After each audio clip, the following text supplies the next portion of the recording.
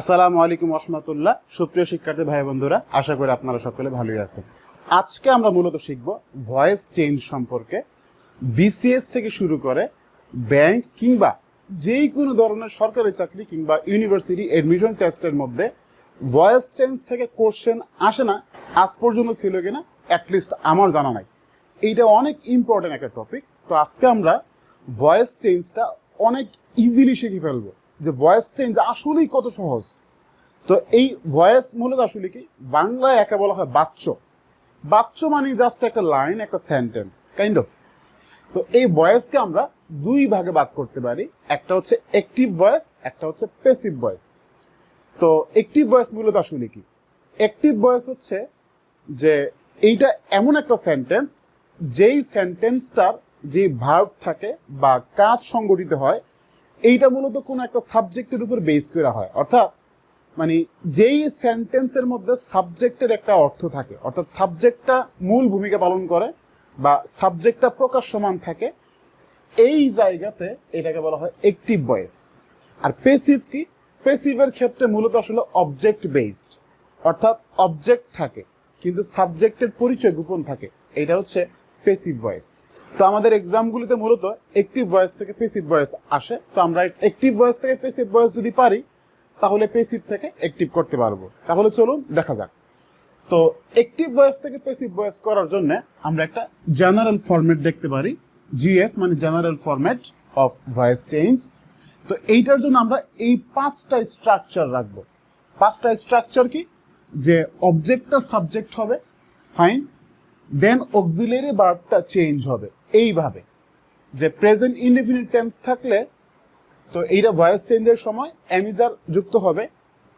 Present continuous থাকলে just অ্যামিজারের পরে being যুক্ত হবে, এবং প্রেজেন্ট পারফেক্ট যদি থাকে তাহলে হ্যাভ হ্যাজ প্লাস বিন যুক্ত হবে। আর প্রেজেন্ট পারফেক্ট কন্টিনিউয়াস টেন্সের ভয়েস চেঞ্জ হয় না।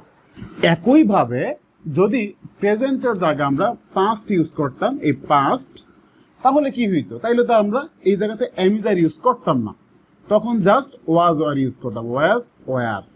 গুড। এরপর হচ্ছে এই জায়গাতে জাস্ট ওয়াজ ওয়ার, আর এই যে বিইং এর পরিবর্তে আমরা বিন ইউজ করতাম, দ্যাটস ইট। এই জায়গাতে হ্যাভ হ্যাজ এর পরিবর্তে আমরা জাস্ট হ্যাড ইউজ করতাম, বাকি সব কিছু কিন্তু সেম। আবার ধরুন যে এটা ফিউচার টেন্স হইল, লেট, এটা ফিউচার টেন্স হইল, ফিউচার। তো এই হচ্ছে আমাদের ফিউচার। ফিউচার হইলে কি হইব, ফিউচার হইলে সিম্পল। এই জায়গাতে ফিউচার মানেই তো শ্যাল বা উইল থাকে, তা আমরা জাস্ট উইল ইউজ করবো, আর শ্যাল উইল বি। এই জায়গাতে তাহলে কি হইব, ধরেন শ্যাল উইল দুইটাই হবে, shall will be being, that's it. আর এই যে এই জায়গাতে কি হইব, এই জায়গাতে যে শ্যাল তো থাকবেই, শ্যাল বা উইল, তারপর এই হচ্ছে আমাদের হ্যাভ, তারপর হ্যাজ, তারপর বিন, দ্যাটস ইট। এইভাবে মূলত আমাদের অক্সিলারি ভার্বটা পরিবর্তিত হবে। তারপর ভয়েস চেঞ্জ মানেই ভার্বের পাস্ট পার্টিসিপল হবে, অর্থাৎ ভার্ব সবসময়, প্যাসিভ ভয়েস মানেই ভার্বের পাস্ট পার্টিসিপল। দেন প্রিপোজিশন আসবে, যেই প্রিপোজিশন দরকার সেই প্রিপোজিশনটা বসবে। বেশিরভাগ ক্ষেত্রে বাই ইউজ হয়, এর বাহিরেও টু হইতে পারে, অন্য কিছু হইতে পারে। এন্ড ফাইনালি লাস্টে আমরা একদম ফার্স্টে অ্যাক্টিভ ভয়েসের সাবজেক্টটাকে অবজেক্ট করে দিব। তো আমি জাস্ট একটা এক্সাম্পল দেখাই। ধরেন আমি বললাম যে I play football, I play football, আমি ফুটবল খেলি। তাহলে কি হবে, এই জায়গাতে সাবজেক্ট ভার্ব অবজেক্ট, এবং এটা প্রেজেন্ট ইনডিফিনিট টেন্স। অলরাইট। তো প্রেজেন্ট ইনডিফিনিট টেন্স থাকলে কি হয়, একটু আগে বলছিলাম যে একদম ফার্স্ট রুল কি, অবজেক্টটা সাবজেক্ট হবে। অবজেক্ট হচ্ছে ফুটবল, তো আমরা ফুটবলকে নিয়ে আসলাম, এই হচ্ছে ফুটবল। তারপর কি হইল আমাদের, ফুটবল, এন্ড দেন অক্সিলারি ভার্বটা পরিবর্তন হইব। যেহেতু present indefinite tense, present indefinite tense থাকলে কি হইতো, প্রেজেন্ট ইনডিফিনিট টেন্স থাকলে এই জায়গাতে অ্যামিজার আসবে, অর্থাৎ ফুটবলের পরে কি হয়, ইজ হয়, ফুটবল ইজ। তারপর ভার্বের পাস্ট পার্টিসিপল ফর্ম হবে, অর্থাৎ প্লেকে পাস্ট পার্টিসিপল ফর্ম করলে কি হয়, প্লেড। এন্ড দেন একটা প্রিপোজিশন আসবে, খেলা হয় কার মাধ্যমে, প্লেড বাই, প্রিপোজিশনটা কি, বাই। তারপর সাবজেক্ট অবজেক্ট হবে। এই যে সাবজেক্ট আই ছিল, আয়ের অবজেক্ট কি? মি। That's it. ইজি না কত? তো এই ছিল মোটামুটি আমাদের রোল। এখন এই জায়গাতে ধরেন আমাদের একটা প্রবলেম আসলো এই ধরনের, যে আই হ্যাভ বা he has completed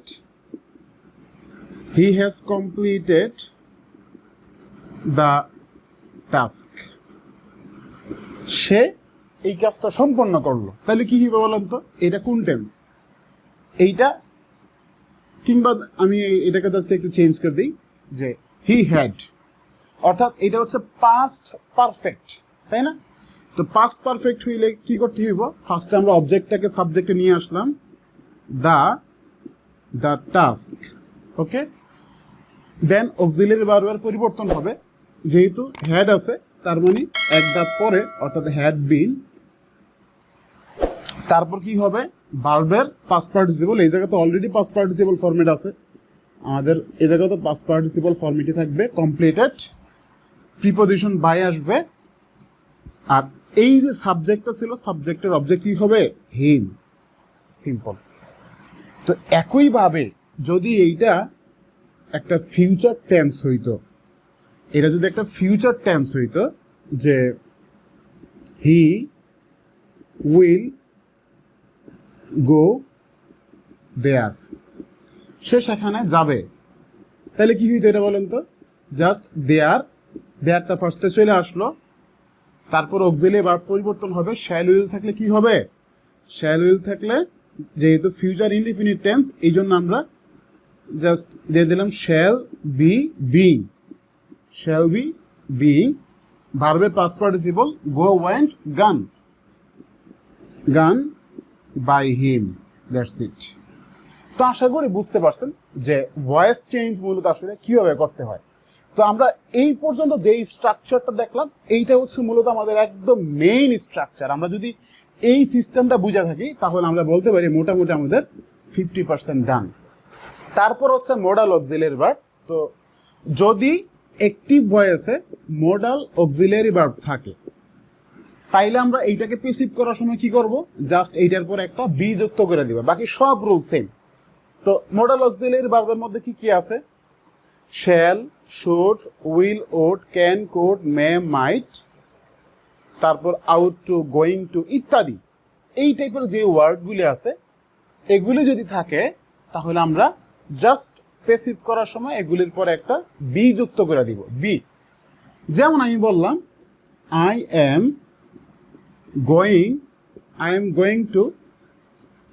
going to open A shop. আমি একটা দোকান খুলতে যাচ্ছি। সো এই জায়গাতে কিন্তু মডাল অক্সিলারি ভার্বের ভূমিকা পালন করছে কে? Going to. তাহলে কি হবে এটা? এ শপ ইজ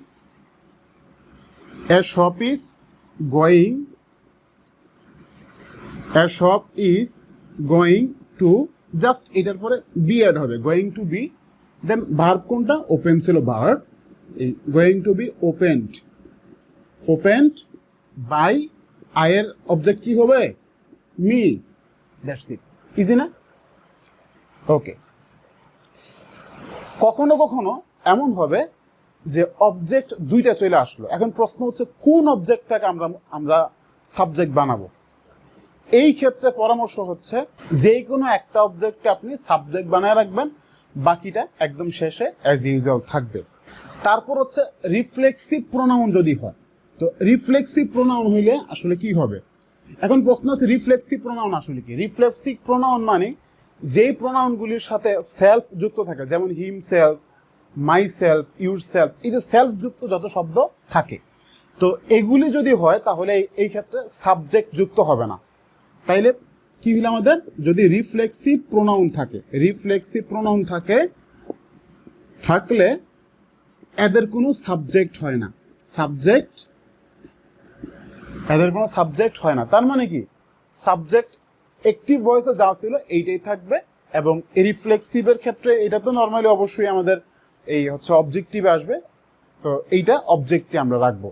যেমন একটা এক্সাম্পল দেখতে পারি, হি কিল্ড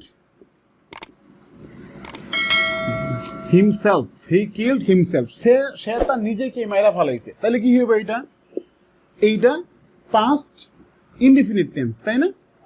তো এই জায়গাতে যেহেতু অবজেক্টটা হিমসেলফ, এটার পরিবর্তন হবে না, এটা অ্যাজ ইউজুয়াল থাকবে। তো আমরা এই জায়গাতে বলতে পারি হি ওয়াজ, কারণ পাস্ট ইনডিফিনিটের ক্ষেত্রে অক্সিলারি ভার্ব কি আসে? ওয়াজ আসে। হি ওয়াজ, আর কিল্ড তো এইটা পাস্ট পারফেক্টই আছে, সরি পাস্ট ইনডিফিনিট, কিল্ড, অর্থাৎ কিল্ডই থাকবে। He was killed, just simply change হবে বাই হিমসেলফ,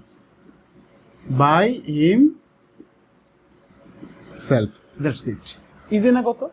তারপর বাকি আছে আমাদের কোয়াসি প্যাসিভ হইলে। তাইলে প্রশ্ন হচ্ছে কোয়াসি প্যাসিভ মূলত আসলে কি? কোয়াসি প্যাসিভ হচ্ছে মূলত যে এমন একটা সেন্টেন্স যেইটা অ্যাক্টিভ ভয়েসে আছে কিন্তু অর্থ হবে প্যাসিভ ভয়েসের মতো। যেমন the mangoes of Rajshahi tasted sweet, অর্থাৎ আমের স্বাদ, রাজশাহীর আমের স্বাদ মিষ্টি। এখন প্রশ্ন হচ্ছে এই যে টেস্টেস,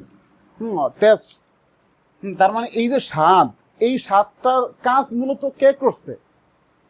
তা অবশ্যই আল্লাহ করছে, তাই না?